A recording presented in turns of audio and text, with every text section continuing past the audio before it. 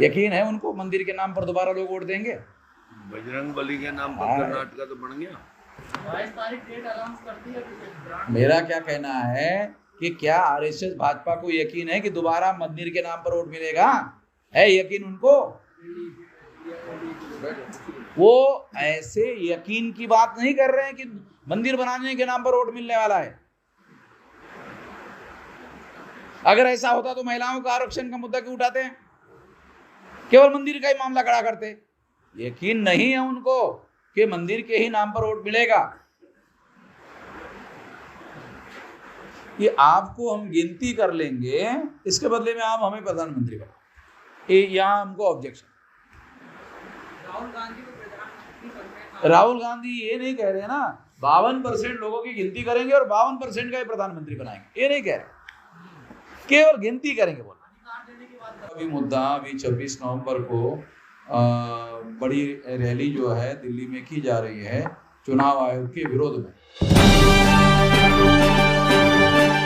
पिछले समय में 28 सितंबर को कॉन्स्टिट्यूशन क्लब में तीसरा मोर्चा गठित करने के बारे में मीटिंग बुलाई गई थी और उसमें तीसरा मोर्चा गठित करने के लिए 32 पार्टी के लोगों ने सहमति दी थी। अभी जो 1 महीने तक लगातार हम लोगों ने टेलीफोनिक कैंपेन चलाया तो लगभग 77 पार्टियां जो है, जो छोटी छोटी पार्टियां हैं,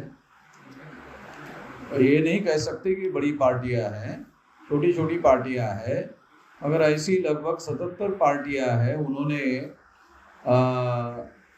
तीसरा मोर्चा गठित करने का स्वागत किया और उसमें सहभागी होने के लिए इच्छा जताई।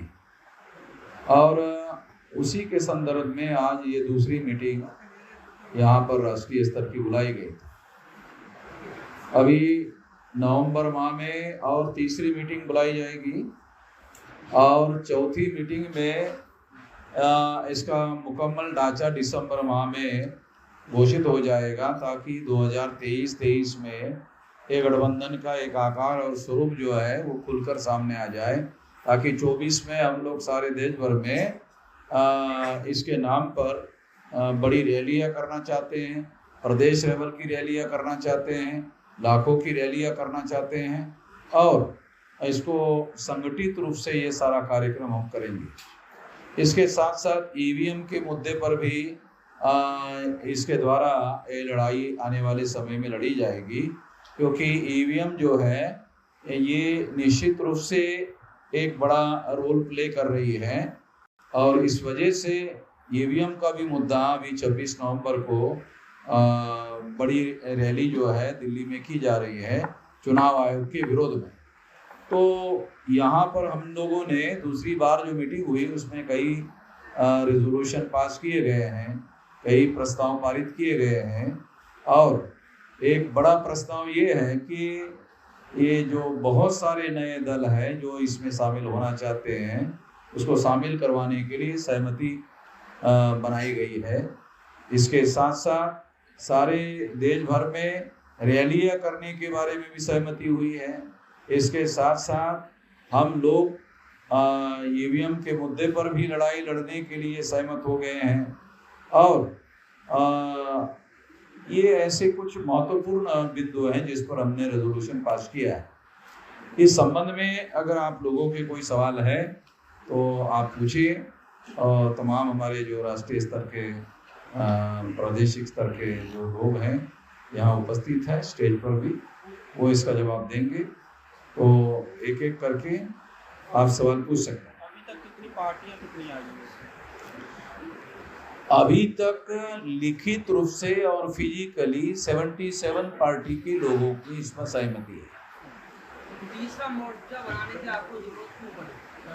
क्योंकि जो एनडीए गठबंधन है और यूपीए जो इंडिया गठबंधन है, वो गठबंधन हमारी समस्याएं जो है, खासतौर पर SC ST OBC माइनॉरिटी के लोगों की समस्याओं को प्राथमिकता में समाधान करने के लिए तैयार नहीं। एक बात तो ये है। दूसरी बात ये है कि संविधान में हम जिन लोगों की बात करते हैं उन लोगों को भी अगर इकट्ठा किया जाए तो उनकी संख्या 85% है। अगर उनकी 85% संख्या है तो हम लोग कितने देर तक पिछलग्गू बने रहे, चाहे NDA के रहे चाहे इंडिया के रहे, कि हम लोग किस पिछलग्गू ही बने रहे? क्या हमारे लोग जो है पहल करके क्या नेतृत्व करने लायक नहीं है देश का सरकार चलाने के लिए? एक सोच सेंटर में, ये सोच, इस सोच को आधार बनाकर ये प्रयास किया जा रहा है।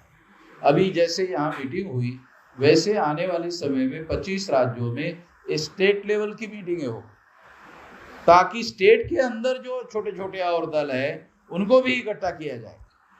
हमारी जानकारी में 7-8 दल जो है ये राज्यों में है, लगभग ऐसी जानकारी 7-8 दल है। अगर 8 दल मान ले और 25 राज्यों में 8 दल मान लो तो ये तो लगभग 200 पार्टियां हो जाएगी। चाहे छोटी छोटी पार्टियां हो, मगर ये 200 पार्टियां अगर इकट्ठा होगी तो इसका सिग्निफिकेंट असर तो पड़ेगा, ऐसा नहीं कि नहीं पड़ेगा। और हम लोग ये सारे लोग मिलकर मिनिमम 200 और मैक्सिमम 400 सीटों पर चुनाव लड़ेंगे। आपके पास 200 पार्टियां मतलब वोटर नहीं है?